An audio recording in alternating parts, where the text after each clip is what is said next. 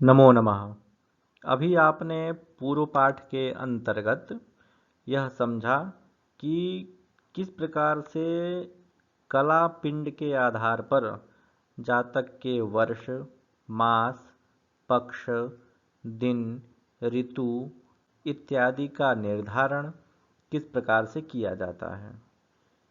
नष्ट जातकाध्याय में सभी अवयवों को ज्ञात करने के लिए एक विकल्प की व्यवस्था की गई है अथवा उसका एक निर्धारित गुणांक निर्दिष्ट किया गया है, जिसके आधार पर कला पिंड में उसको जोड़ने पर या घटाने पर या गुणा भाग इत्यादि प्रक्रियाओं को करने पर तत्त अवयव उसके प्राप्त होते रहते हैं। लघु जातक ग्रंथ के नष्ट जातकाध्याय का यह चौथा श्लोक है और इसमें कुछ विशेष बातें ऋतुओं से संबंधित, मास आनयन से संबंधित बताई गई हैं।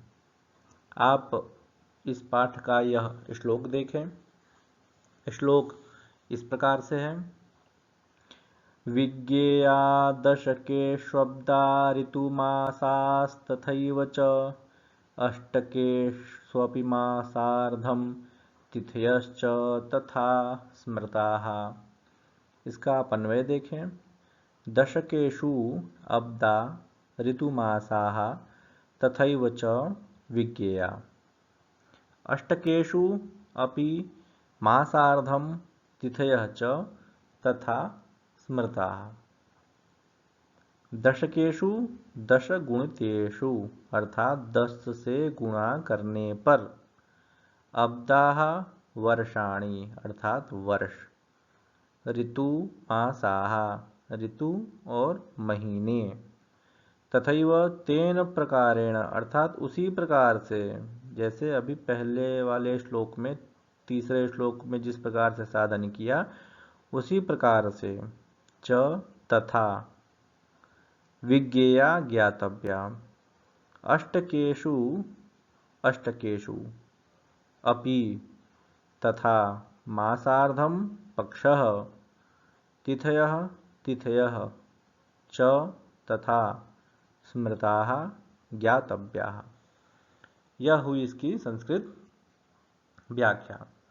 अब आप इसका हिंदी भावार्थ समझें तो आचार्य ने स्पष्ट कर दिया है कि विज्ञेया अर्थात समझ लेना चाहिए क्या, तो दशकेषु, जैसा कि पहले ही निर्देशित किया जा चुका है कि प्रत्येक के लिए अलग अलग विकल्प हैं अथवा अलग अलग पिंड हैं जिससे गुणा करने पर या भाग देने पर पृथक पृथक अवयव प्राप्त होते हैं।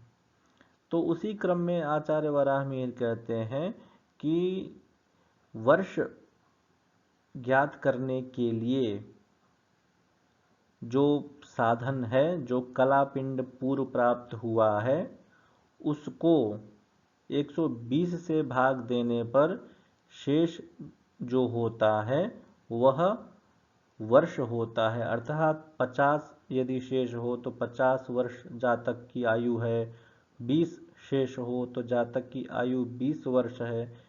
तो इस तरह से उसका कल्पना करना चाहिए।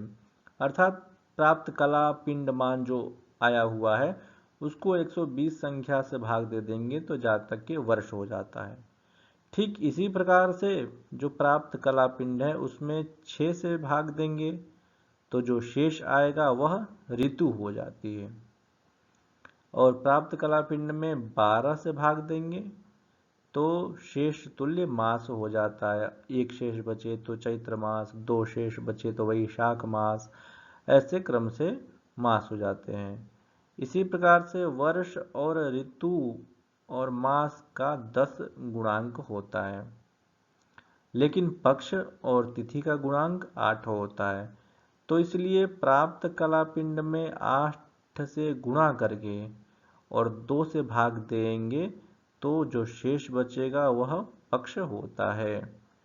और इसी प्रकार से प्राप्त कला पिंड में 8 से गुणा करके 15 से भाग देंगे तो जो शेष बचे वह तिथि होती है। अर्थात प्रतिपदा, द्वितीया इत्यादि जो तिथियां कही गई हैं वे सारी तिथियां उसी से प्राप्त होती हैं।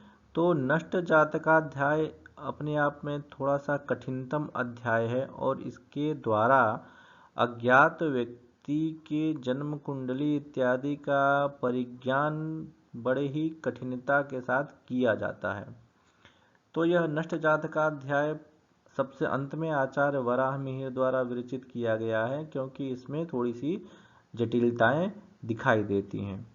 इस पाठ से संबंधित कुछ प्रश्न हैं, उनका आप उत्तर देने का प्रयास करेंगे।